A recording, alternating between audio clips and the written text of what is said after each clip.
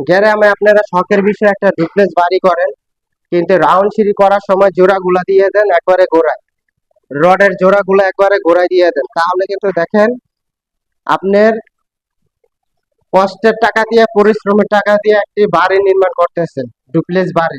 এই রাউন্ড সিঁড়ির ভিতরে যদি আপনারা রডের জোড়া দেন, এই সিঁড়ির রডের জয়েন্ট দিয়ে ফাটল দেখা দিবে ভূমিকম্পের সময়, কারণ এই রাউন্ড সিঁড়ির সাপোর্টই থাকে হচ্ছে গিয়ে দুই জায়গায়। কোন সময় আপনারা ডুপ্লেক্স বাড়ি করতেছেন, ভালো কথা, দেখেন কষ্টের টাকা দিয়ে বাড়ি করতেছেন, কিন্তু আপনারা যদি ডাইরেক্টলি রড দিয়ে রাউন্ড সিঁড়িটা করতে পারেন, তাহলে আপনাদের সিঁড়িটা মজবুত হবে। সিঁড়িটা মজবুত হবে এই কারণে যে আপনি ডাইরেক্ট রড দিয়ে সিঁড়ি করলে সিঁড়িতে আর কোনো রডের জোড়া টোড়া নাই, সিঁড়িটা মজবুত হবে। আর দেখা গেছে আপনারা যদি ছাদ ঢালাই দিলেন, ছাদ ঢালাই থেকে 3 ফিট 4 ফিট রড রেখে দিলেন একসাথে সবগুলা জোড়া, তখন এই জায়গা দিয়ে ফাটল তৈরি হবে। তো এই রাউন্ড সিঁড়ি করার ক্ষেত্রে কোনো সময় রাউন্ড সিঁড়ি জোড়া আপনাদের রাখতে হয় না। রাউন্ড সিঁড়ি করতে হলে আপনাদের ডাইরেক্টলি রড রেখে তারপরে রাউন্ড সিঁড়ি করতে হবে।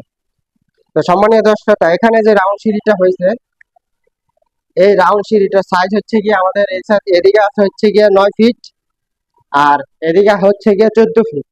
এই 9 ফিট বাই 14 ফিট জায়গার ভিতরে এই ডুপ্লেক্স রাউন্ড সিঁড়িটা করা হয়েছে। অল্প জায়গার ভিতরে আর কি, জায়গা সীমিতর ভিতরে রাউন্ড সিঁড়িটা করা হয়েছে। তো এরকম রাউন্ড সিঁড়ি করতে হলে অবশ্যই আপনারা ভুলবশত রডের জোড়াগুলা গোড়ায় দিবেন না, ডাইরেক্টলি ছাদ থেকে ডাইরেক্টলি রড রেখে আপনারা রাউন্ড সিঁড়িটা করানোর চেষ্টা করবেন।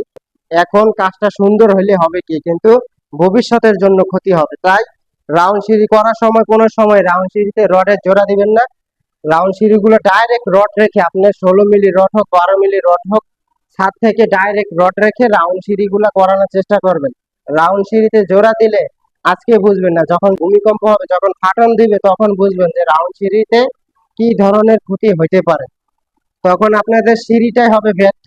এই যে এত টাকা খরচা করে যে রাউন্ড সিঁড়ি করবেন, এই সিঁড়িটা কষ্টের বিফলে যাবে। কারণ কিসের জন্য? আপনার সিঁড়ি, রাউন্ড সিঁড়ির সাপোর্ট থাকে দুই জায়গায়, এক হচ্ছে গিয়ে গোড়ায় আর এক হচ্ছে গিয়ে মাথায়। তো এই যে যে রাউন্ড সিঁড়ি আছে, এই রাউন্ড সিঁড়ির এখানে কোনো সময় রডে জোড়া দেওয়া যাবে না। রাউন্ড সিঁড়ি করতে হবে আপনার ডাইরেক্ট রড দিয়ে। তো আমাদের দেশে দেখা যায়, গ্রাম দেশে রাউন্ড সিঁড়ি করা হয় 2 3 ফিট 4 ফিটের মাথায় লিপিং রেখে, তারপরে রাউন্ড সিঁড়ি গুলা করা